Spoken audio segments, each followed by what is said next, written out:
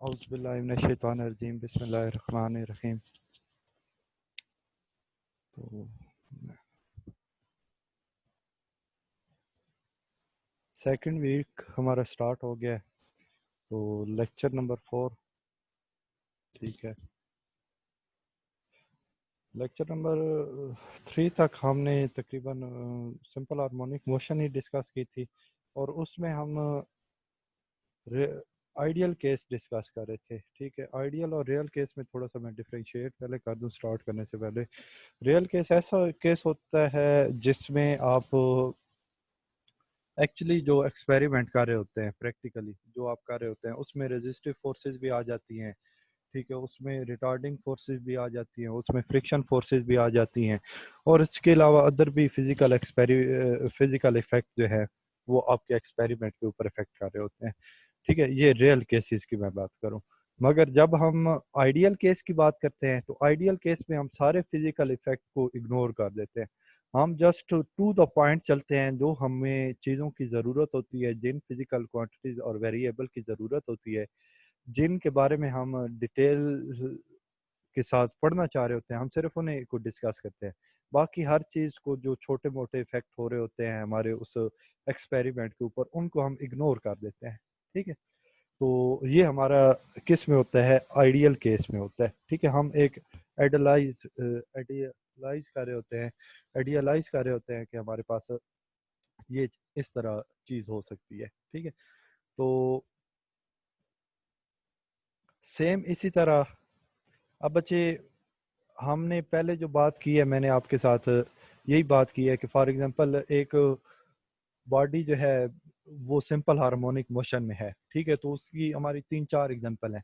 एक हम simple pendulum की एग्जांपल के साथ मैं आपको एक्सप्लेन दोबारा से कर रहा हूँ कि हम एक बॉब को उसकी ओ पोजीशन से, मीन पोजीशन से एक्सट्रीम पोजीशन पर लेकर जाते हैं। ठीक है, एक्सट्रीम पोजीशन पर ले जाने के बाद हम क्या करते हैं, उसको फ्री कर देते हैं। जैसे ही फ्री करते हैं तो वो मीन पोजीशन की तरफ जाता है और फिर सेकंड एक्सट्रीम पोजीशन की तरफ जाता है। फिर वो exact second extreme position B पर जाता है, और फिर बी पोजीशन से ओ पे आता है, ओ से दोबारा ए पोजीशन पर आता है, तो वो एग्जैक्ट ए पोजीशन पर आता है। क्यों वो आ रहा होता है? क्योंकि उसमें हमने सारी रिटार्डिंग फोर्सेस को इग्नोर किया हुआ था। हमने कहा था कि उस पर जितनी भी retarding forces, friction forces, resistance forces act कर रही हैं, वो सारी की सारी किसके इक्वल है, इक्वल टू जीरो है। तभी वो ओ पोजीशन से एक्सट्रीम पोजीशन ए पर भी जा रहा है, बी पर भी जा रहा है, उसकी तीसरी मोशन है, चौथी मोशन है, पांचवी मोशन है, मीन के फर्स्ट वाइब्रेशन है, सेकंड वाइब्रेशन है, थर्ड वाइब्रेशन है, फोर्थ वाइब्रेशन है, फिफ्थ वाइब्रेशन है। तो वो सारी वाइब्रेशन जितनी भी वो कर रहा है, जितने टाइम तक करते रहेगा, हमने उसमें यही कहा है कि वो ए पोजीशन पर जाएगा, बी पोजीशन एक्सट्रीम पर जाएगा। ठीक है, उसका मीन के एम्पलीट्यूड ऑफ वाइब्रेशन जो है वो डिक्रीज नहीं होगा। टाइम के रिस्पेक्ट से उसका एम्पलीट्यूड ऑफ वाइब्रेशन जो है वो डिक्रीज नहीं रहेगा, वो क्या रहेगा, ओ से ए तक या ओ से बी तक ही फिक्स्ड रहेगा। ठीक है, जबकि रियल में ऐसा नहीं होता। ठीक है, रियल में ऐसा नहीं होता, उसका एम्पलीट्यूड ऑफ वाइब्रेशन जो है वो आपके पास क्या हो रहा होता है, डिक्रीज हो रहा होता है। तो डैम्प ऑसिलेशन आपके पास आ रही है। Damp oscillations, the oscillations of a system in the presence of some resistive force are damp oscillations. The oscillation of a system, कि आपके पास वाइब्रेटिंग मोशन या ऑसिलेशन, जो सिंपल हार्मोनिक मोशन की ऑसिलेशन है, वो ऐसे ऐसे सिस्टम की in the presence of some resistive force. ठीक है, कि आपके पास किसी सिस्टम की ऑसिलेशन जब किसी रेजिस्टिव फोर्स की मौजूदगी में हो रही होती है, उस ऑसिलेशन को आप क्या कहते हैं, डैम्प ऑसिलेशन कहते हैं। ठीक है, vibratory motion of ideal system, vibratory motion of ideal systems in the absence of any friction or resistance continuous indefinitely under the action of a restoring force. कि आपके पास एक आइडियल सिस्टम की जो वाइब्रेटरी मोशन है, वो आपके पास absence of any friction और resistance force के वो कंटिन्यूस ही रहती है। ठीक है, जबकि प्रैक्टिकली आपके पास in all the system the force of friction retard the motion. कि प्रैक्टिकली जब हम सिस्टम की बात कर रहे होते हैं, तो उसमें आपके पास जो रिटार्डिंग फोर्स होती है जो फ्रिक्शन फोर्स होती है उसकी वजह से किसी भी पार्टिकल की मोशन जो है वो रिटार्ड्स हो जाती है। तो रिटार्ड्स का मतलब आपके पास क्या है कि ऐसा ऐसा उसकी वेलोसिटी जो है वो कम होने लग जाती है और उसका एक्सेलरेशन जो है नेगेटिव एक्सेलरेशन प्रोड्यूस हो जाता है, और आहिस्ता आहिस्ता जो बॉडी की वाइब्रेशन मोशन जो होती है वो कम होने लग जाती है, और एट द लास्ट आपके पास वाइब्रेटरी मोशन या simple harmonic motion equal to zero हो जाती है। ठीक है, तो उसमें आपके पास क्या होता है, कैसे आप वाइब्रेटरी मोशन जो है वो ऐसा ऐसा कम होगी। वो ऐसा ऐसा किस तरह से कम होगी कि फॉर एग्जांपल एक पार्टिकल ओ पोजीशन से, एक बॉडी जो है ओ पोजीशन से ए पोजीशन पर जाएगी, सेकंड एक्सट्रीम पोजीशन पर जाएगी, दोबारा वो ओ पोजीशन पर आएगी, और जब वो एक्सट्रीम ए पोजीशन पर जाने लगेगी तो वो पहले वाली एक्सट्रीम ए पोजीशन पर नहीं जाएगी, बल्कि पहले से वो थोड़ा कम एम्पलीट्यूड लेगी। तो उसका एम्पलीट्यूड ऑफ, फिर वो क्या करेगी, ए से जब बी की तरफ जाएगी तो वो एग्जैक्ट बी पॉइंट पर नहीं जाएगी, बल्कि उससे पहले ही वो क्या करेगी, टुवर्ड मीन पोजीशन मूव करने लग जाएगी। तो इसका मतलब क्या बन रहा है कि आपके पास जैसे जैसे आइडियल केस में आपके पास कोई वाइब्रेटरी मोशन हो रही होती है तो उसका एम्पलीट्यूड जो है वो डिक्रीज होने लग जाता है। तो वो जो आइडियल केस में हमारे पास एम्पलीट्यूड डिक्रीज हो रहा होता है, वो किसी ना किसी फ्रिक्शन फोर्स की वजह से डिक्रीज हो रहा होता है। ठीक है, अगर हम सिंपल बात करें कि एक झूला क्यों रुक जाता है, तो झूला इस वजह से रुकता है, एक तो आपके पास एयर की वजह से रेजिस्टेंस फोर्स एक्ट कर रही होती है, और सेकंड जहां पर आपके पास वो झूले का एक कनेक्टर लगा होता है जिस पर जिसके अबाउट वो वाइब्रेट कर रहा होता है। ठीक है, उस पॉइंट पर फ्रिक्शन प्रोड्यूस हो रही होती है। वो कनेक्टिंग पॉइंट जो होता है, जो फिक्स पॉइंट जहां पर आपके पास झूला उसके अबाउट वाइब्रेट कर रहा होता है, ठीक है, उसके दरमियान फ्रिक्शन प्रोड्यूस हो रही होती है। उस फ्रिक्शन की वजह से भी आपके पास ऐसा ऐसा जो है झूला रुक जाता है। ठीक है, तो in the presence of some resistive force जो है वो आपके पास वाइब्रेटिंग मोशन का एम्पलीट्यूड जो है वो डिक्रीज होने लग जाता है, और ऐसा ऐसा डिक्रीज होते होते मोशन की स्पीड जो है वो कम होते होते, वाइब्रेटिंग मोशन कम होते होते एट द लास्ट आपके पास क्या होता है, ऑब्जेक्ट जो है वो स्टॉप कर जाता है वाइब्रेटिंग मोशन। ठीक है, तो यही बात लिखी है, the friction reduce the mechanical energy of the system. तो वो क्या करती है, फ्रिक्शन बेसिकली रिड्यूस कर रही होती है मैकेनिकल एनर्जी को, mechanical energy due to position या ड्यू टू वेलोसिटी जो होती है। ठीक है, तो काइनेटिक एनर्जी ऐसा ऐसा क्या होने लग जाती है, रिड्यूस होने लग जाती है, and the motion is said to be damp, और आपके पास मोशन जो है वो कम होने लग जाती है। ठीक है, in damp oscillation the amplitude of the vibration of the motion is reduce. तो आपके पास in the presence of damp oscillation आपके पास क्या होता है, डैम्प ऑसिलेशन में आपके पास एम्पलीट्यूड ऑफ वाइब्रेशन जो है वो डिक्रीज होने लग जाता है। ठीक है, ये आपके पास डायग्राम है, इस डायग्राम में आपके पास क्या आ रहा है, फर्स्ट फिगर 10.4 में इसी तरह आपके पास गिवन है कि एक ओ पोजीशन से positive extreme position, O position से नेगेटिव एक्सट्रीम पोजीशन, ये for example positive A negative B position है। तो पार्ट आपके पास ऑब्जेक्ट जो वाइब्रेटरी मोशन कर रहा था वो ओ पोजीशन से ए पर गया है। अब ए पर जाने के बाद वो दोबारा बी पोजीशन पर नहीं आया, बी से पहले ही आपके पास क्या कर गया, स्टॉप कर दिया। कितना स्टॉप कर गया, ये वाला उसका एम्पलीट्यूड जो है वो डिक्रीज कर गया। ठीक है, तो इसके बाद वो दोबारा मेन पोजीशन पर जाएगा और पॉजिटिव एक्सट्रीम पोजीशन पर। अब पॉजिटिव एक्सट्रीम पोजीशन पर आने आया है, गया है उस तरफ, मगर मुकम्मल पहले वाली पोजीशन ए पर नहीं गया। पहले वाली पोजीशन ए पर जाता तो ये ग्राफ इस पॉइंट पर आता है, जहां पर मैंने ये कर्सर रखा हुआ है, इस पॉइंट पर आता। तो आपके पास क्या हो रहा है, डिक्रीजिंग एम्पलीट्यूड। इसी तरह आपके पास मजीद डिक्रीज हो गया, फिर मजीद डिक्रीज हो गया, फिर एम्पलीट्यूड मजीद डिक्रीज हो गया, फिर मजीद डिक्रीज हो गया। ठीक है, ये जो मेन पोजीशन से एक्सट्रीम पोजीशन तक का डिस्टेंस है, ये आपके पास क्या है, एम्पलीट्यूड है। ये पहले आपके पास लार्ज था, फिर आपके पास उससे कम हुआ, फिर उससे कम हुआ, फिर उससे कम हुआ, इसी तरह ये आपके पास कम होता होता एट द एंड क्या हो जाता है, एम्पलीट्यूड जीरो हो जाता है। जब एम्पलीट्यूड जीरो हो जाता है तो मोशन बेसिकली आपके पास क्या कर जाती है, स्टॉप कर जाती है। तो डैम्प ऑसिलेशन में आपके पास एम्पलीट्यूड ऑफ द वाइब्रेशन जो है वो डिक्रीज होने लग जाता है। तो ये साथ में एग्जांपल दी गई है शॉक ऑब्जर्वर। ठीक है, ये शॉक ऑब्जर्वर कहाँ यूज हो रहे होते हैं, ये आपके पास एक साइकिल है। ठीक है, तो उसके अंदर कोई शॉक ऑब्जर्वर नहीं होता। ठीक है, जैसे ही आप जंप से गुजरे होते हैं तो आपको एक सही झटका सा लगता है, जैसे ही आप जंप के ऊपर से गुजरते हैं। ठीक है, तो इस चीज शॉक ऑब्जर्वर जो डैम्प ऑसिलेशन है इसको यूज करते हुए हमने क्या बनाया, शॉक ऑब्जर्वर बनाया है, जो कि आपके बाइक के अंदर लगा होता है। इसके अलावा आपके पास मोटर कार है तो उसके जहाँ पर टायर अटैच होते हैं बॉडी के साथ, उधर आपके पास शॉक ऑब्जर्वर लगा होता है। वो शॉक ऑब्जर्वर क्या करता है कि जैसे ही फॉर एग्जांपल ये आपके पास शॉक ऑब्जर्वर है, इसका एक एंड जो है वो बॉडी, जो आपके पास कार बॉडी है या मोटरसाइकिल बॉडी है, उसके साथ अटैच होता है, उस और उसका सेकंड एंड जो है वो कार के वो टायर के साथ अटैच होता है। ठीक है, मीन के अटैच टू कार एक्सल, और सेकंड एंड जो है वो अटैच टू कार फ्रेम। एक कार के फ्रेम के साथ अटैच होता है और एक एक्सल के साथ अटैच होता है, जो कि एक्सल फिर एक्सल और टायर टायर जो है वो एक साथ अटैच होते हैं। ठीक है, इसमें आपके पास ये लिक्विड है।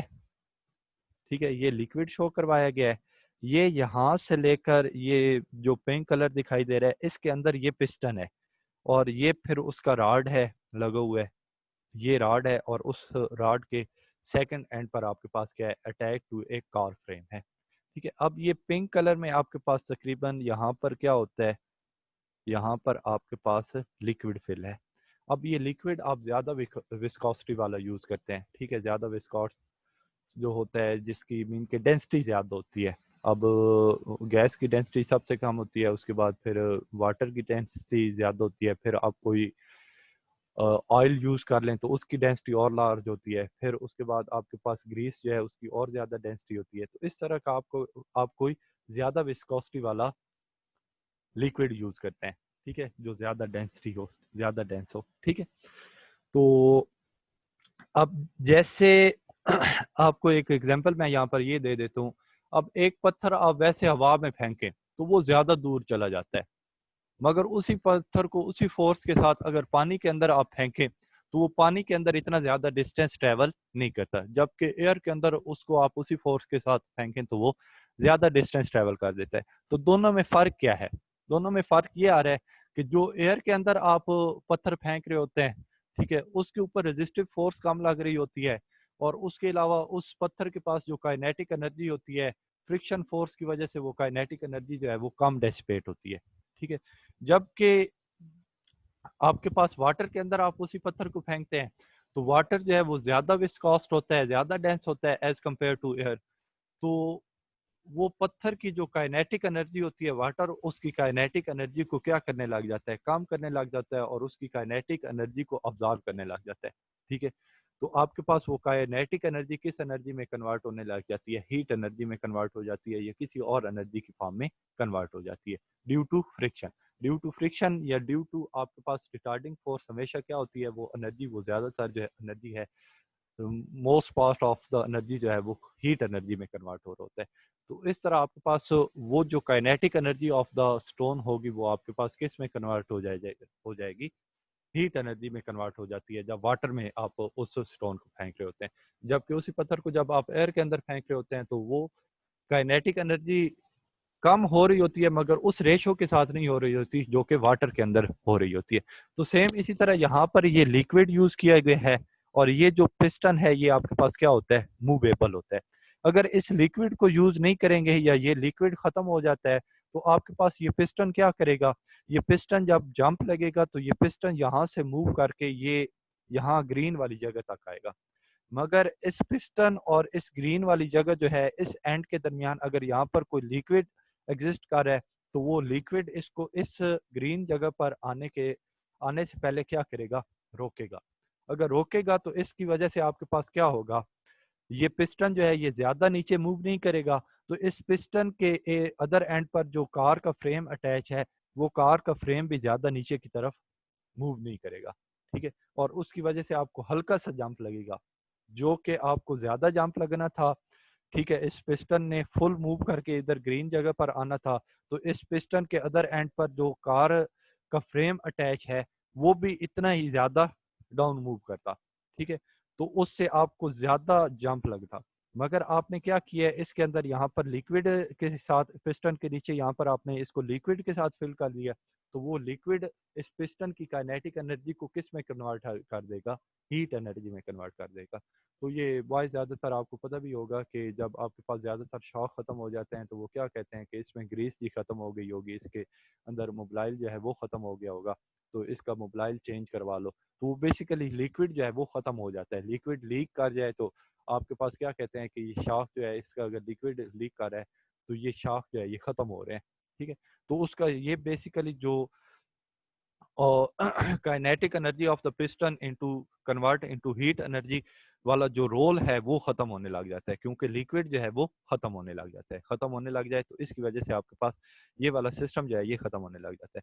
तो शॉक ऑब्जर्वर बेसिकली आपके पास, शॉक ऑब्जर्वर में क्या है कि ऑटोमोबाइल्स कार जो आपके पास होती हैं या बाईसाइकिल जो होते हैं उनके अंदर ये इसलिए यूज किया जाता है कि ये आपको जंप जब लगे तो उसका जो शॉक है उसको ऑब्जर्व कर ले, ठीक है। तो इसी वजह से इसका नाम भी शॉक ऑब्जर्वर रखा जाता है। ज़्यादातर हमें इसे शॉक शॉक सिर्फ कह रहे होते हैं, ठीक है। तो shock observers in automobile are one practical application of damp motion. A shock observer consists of a piston moving through a liquid such as oil. ठीक है, आपके पास वो जो पिस्टन होता है moving through a liquid such as oil, ज्यादा dense material का होता है। The upper part of the shock observer is firmly attach to the body of the car when the car travel over a bump on the road. ठीक है, आपके पास उसका अपर and जो है वो ज्यादातर मोस्टली लगा, आपके पास लगा ही कार की बॉडी के साथ होता है, ठीक है। और सेकंड एंड उसका एक्सेल के साथ अटैच होता है। When the car travel of over a bump on the road, जैसे ही आपके पास कार जो है वो रोड पर किसी जम के ऊपर से गुजरती है, द कार में बी वाइब्रेट वायलेंटली, तो कार को क्या करना चाहिए, ज्यादा वायलेंटली वाइब्रेट करना चाहिए। मगर यहाँ पर शॉक ऑब्जर्वर होता है, तो शॉक ऑब्जर्वर क्या करता है, shock observer dam this vibration, तो शॉक ऑब्जर्वर उसकी वाइब्रेशन को कम कर देता है and convert there kinetic energy into heat energy of the heart. तो वो जो पिस्टन की वाइब्रेशन एनर्जी होती है उसकी वाइब्रेटरी काइनेटिक एनर्जी को किस में कन्वर्ट कर देता है, हीट एनर्जी में कन्वर्ट कर देता है। और जब एनर्जी डेसिपेट हो जाती है तो amplitude of vibration is directly depend upon the energy of the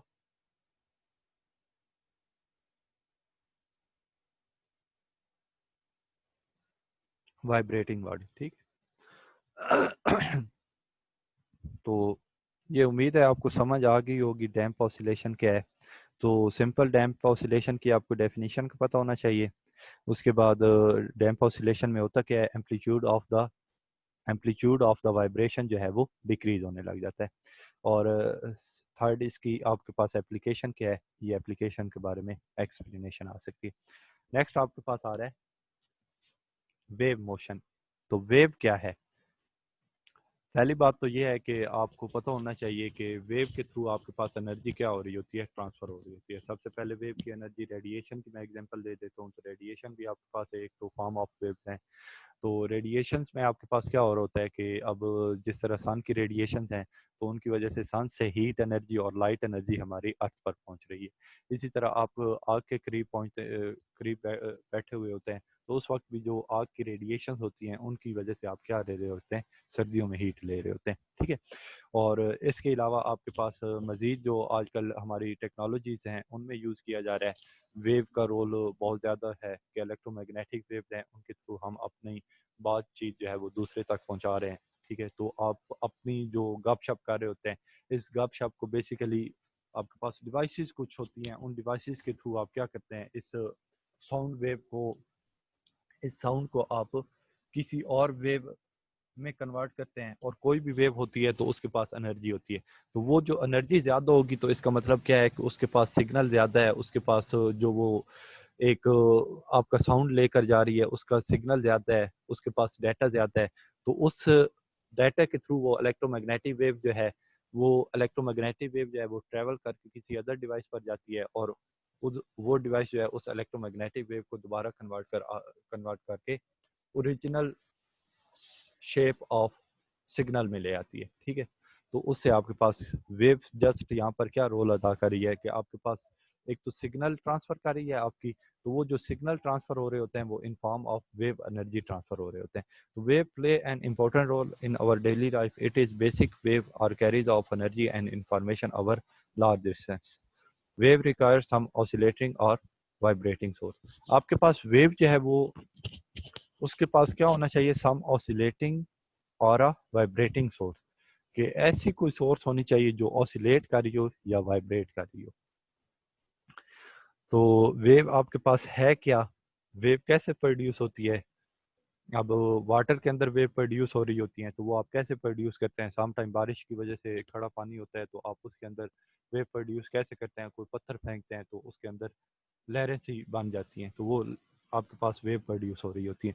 अब तो बेसिकली वेव कैसे प्रोड्यूस हो रही है कि आप वाटर के अंदर, वाटर मीडियम के अंदर कोई डिस्टरबेंस क्रिएट कर रहे हैं। वाटर मीडियम के अंदर क्या कर रहे हैं, डिस्टरबेंस क्रिएट कर रहे हैं, उस डिस्टरबेंस की वजह से आपके पास वेव जो है वो जनरेट हो रही है। A wave is a disturbance in the medium which causes the particle of the medium to undergo vibratory motion about their mean position in equal interval of time। ठीक है, बस इसमें जो लास्ट कंडीशन जो आपके पास न्यू आप समझ लें आपके लिए बन रही है, वो ये क्या, ये है कि डिस्टरबेंस, तो आपको पता है कि आप डिस्टरबेंस क्रिएट करते हैं, मगर वो डिस्टरबेंस कैसी होनी चाहिए, उसकी वजह से जो वाइब्रेटरी मोशन मीडियम के अंदर प्रोड्यूस हो रही होती है, वो मोशन जो है वो आपके पास इक्वल इंटरवल ऑफ टाइम में होनी चाहिए। ठीक है, इक्वल इंटरवल ऑफ टाइम उसका होना चाहिए कि आपके पास वाइब्रेटरी मोशन हो रही हो, तो वो जितना टाइम ओ से ए पोजीशन तक ले जाने के लिए बन रहा है, इतना ही ओ से बी पोजीशन तक जाने के लिए उसका हो। ठीक है, तो a wave is a disturbance in a medium which causes the particle of a medium to undergo vibratory motion about their mean position in equal interval of time।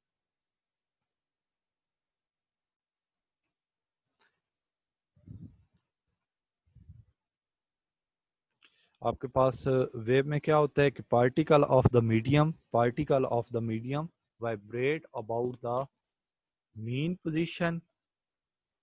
ठीक है, vibrate about the mean position in equal interval of time. A wave is the disturbance in a medium which causes the particle of the medium to undergo vibratory motion about their mean position in equal intervals of time। ठीक है, for example wave की example आपके पास बहुत सी हैं। तो water wave की बात हम करेंगे, उसके बाद एक स्ट्रिंग के अंदर वेव प्रोड्यूस हो रही है उसकी हम बात करेंगे, और इसके अलावा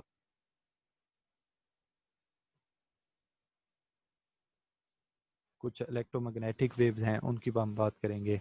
मैकेनिकल वेव में लॉन्गिट्यूडिनल वेव आ रही हैं, ट्रांसफर वेव नेक्स्ट आपके पास आएंगी, उनके बारे में हम डिस्कस करेंगे। तो मेरे ख्याल में एक एक्टिविटी हम कर लेते हैं। ठीक है, एक एक्टिविटी कर लेते हैं, बाकी सेकंड एक्टिविटी कल करेंगे। Dip one end of a pencil into a tub of water. सबसे पहले आप क्या लें, एक टब ऑफ वाटर लें। ठीक है, उसका आप देखेंगे कि आपको वाटर जो है वो उसकी कोई मोशन दिखाई नहीं दे रही होगी, वो बिल्कुल साकिन होगा, एट स्टैटिक पोजीशन पर होगा। तो फिर आप उसके अंदर डिस्टरबेंस क्रिएट करें। डिस्टरबेंस आपके पास डिफरेंट मेथड है, आप पत्थर फेंक कर सकते हैं। ठीक है, आप अपनी फिंगर डिप करके आप कर सकते हैं। ठीक है, उसके अलावा कोई पेन आपके पास हो तो उसको आप डिप करके आप डिस्टरबेंस क्रिएट कर सकते हैं। तो डिफरेंस आपके पास डिफरेंट सोर्सेज हैं। इसके अलावा आपके पास कोई स्टिक हो तो उसके थ्रू भी आप डिस्टरबेंस क्रिएट कर सकते हैं। तो जो आप सोर्स ऑफ डिस्टरबेंस यूज कर रहे होंगे उसके रिस्पेक्ट से आपके पास वेव जनरेट होगी। मीन के वेव की जो शेप है, जो वेव की शेप है वो किस पर डिपेंड करेगी, सोर्स पर डिपेंड करेगी, सोर्स ऑफ डिस्टरबेंस पर डिपेंड करेगी। तो यहाँ पर dip one end of a pencil into a tub of water and move it up and down vertically। और उसको आप क्या करें, up and down vertically dip करें। ये जिस तरह पेंसिल है उसको अप एंड डाउन आप वर्टिकली डिप करेंगे, तो इससे आपके पास जो वेव जनरेट होंगी वो आपके पास सर्कुलर वेव प्रोड्यूस होंगी वाटर में, अगर पेंसिल के जरिए आप डिप करेंगे। आप एक्सपेरिमेंटली चेक कर लें, अगर आप पत्थर फेंकेंगे तो उससे कोई और वेव थोड़ी प्रोड्यूस होगी। ठीक है, तो इस तरह से आपके पास डिफरेंट वेव प्रोड्यूस होंगी, वो किस पर डिपेंड करेंगी, ये डिस्टरबेंस पर डिपेंड करेंगी। The disturbance in the form of ripple produce water wave which move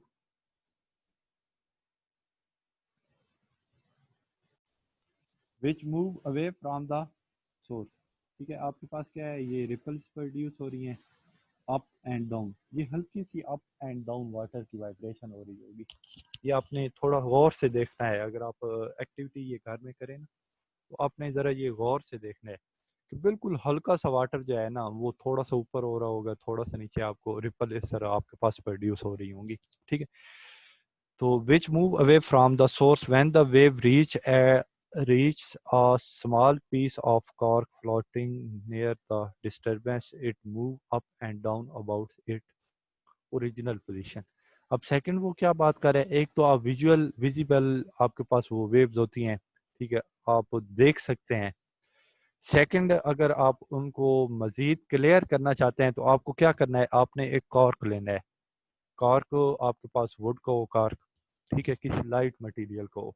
ये नहीं है कि आप उसे पानी के ऊपर रखें और वो पानी के अंदर डिप कर जाए, डूब जाए, ठीक है, बल्कि वो पानी की सतह के ऊपर तैरता रहे। ठीक है, तो ऐसा आपने करना है।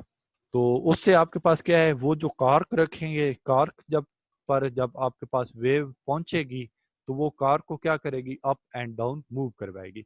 आप मोस्टली ये देखें कि जब समुंदर के अंदर वेव आ रही होती है तो वो वेव जब किसी कश्ती के पास से गुजरती है तो वो कश्ती क्या करती है, अप मूव करती है, फिर डाउन मूव करती है। जैसे ही वेव आती है वाटर की तो वेव के साथ कश्ती भी क्या हो जाती है, अप मूव करती है, और उसके बाद जब वो वेव आगे चली जाती है तो कश्ती क्या करने लग जाती है, डाउन मूव करती है, अपनी ओरिजिनल पोजीशन की तरफ मूव करती है, मगर वो ओ पोजीशन पर रुकती नहीं है बल्कि सेकंड एक्सट्रीम पोजीशन पर चली जाती है और थोड़ी देर उसकी वाइब्रेशन इसी तरह चलती रहती है। ठीक है, तो उस एक्सपेरिमेंट के थ्रू आपने किसी मूवी क्लिप में, वीडियो क्लिप में आपने देखो तो आपने ये चीज़ नोट की हुई होगी, या सेकंड आप इस एक्सपेरिमेंट के थ्रू आप नोट कर सकते हैं।